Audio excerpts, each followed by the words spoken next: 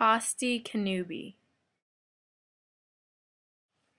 Casti Connubii is an encyclical written to remind everyone what God originally intended for marriage. Today, there are many false teachings on marriage that need to be corrected in order to preserve the sanctity of marriage. We need to remember that marriage was instituted by God, not man. The three blessings of marriage are offspring, conjugal love, and the sacrament.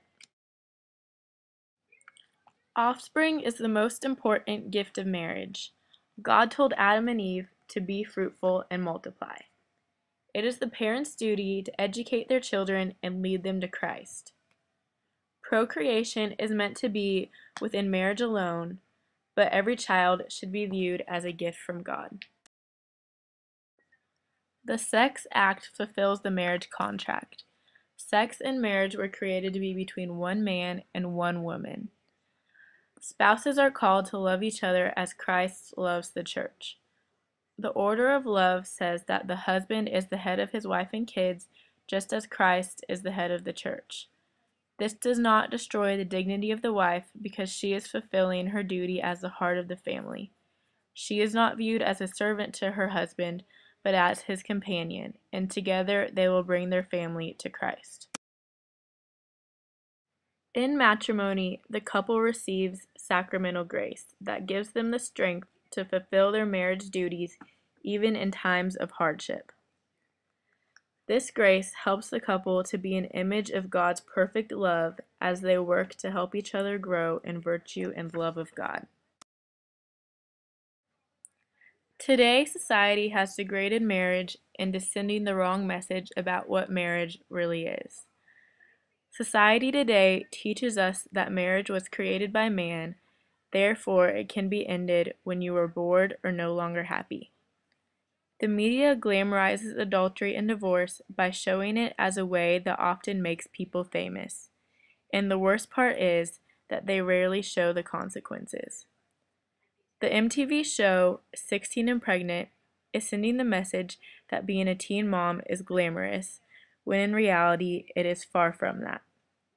Society today does not recognize the difference between fornication and sex inside of marriage. Today, there are many evils that threaten marriage. One of these evils is the view that children are a burden. This takes the procreative aspect out of sex and only makes it unitive. Offspring is the primary reason for sex, and contraception is a grave sin. Onan was punished by death for committing the first act of contraception. It is against nature for the sex act to not be open to life.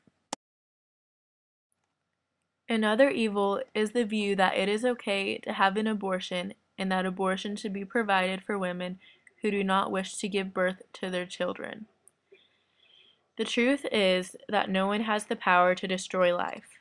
Even if the mother's life is at risk by her baby, the doctor must do everything in his power to save both lives. The government has the duty to protect the lives of the innocent and those who cannot protect themselves. Abortion can be viewed as unlawful discrimination, just as racism is. Life begins at conception, and we need to work to defend everyone's right to life. Another evil is the belief that a monogamous marriage cannot fulfill anyone's sexual needs. This belief destroys fidelity in marriage. This causes women to be seen as objects instead of as man's equal. We need to understand that sacrificial love cannot be replaced with temporary love. A relationship with a basis of temporary love is like building a house on sand.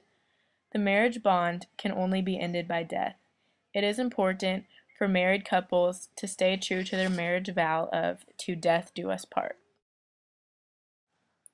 We must preach God's purpose for marriage and be an example of Christ's love to others. We must devote ourselves to God and realize that marriage requires sacrifice. Parents should be an example of healthy marriage to their children so that their children can grow up to have strong relationships with both God and others. We need to use charity to provide for the less fortunate families so that they may have resources to provide life for their children. The most important thing we can do is pray. We should pray for those in positions of power to seek truth of God so that others may follow them. We should also pray that we have the courage to preach God's word in order to preserve the beauty and sanctity of marriage.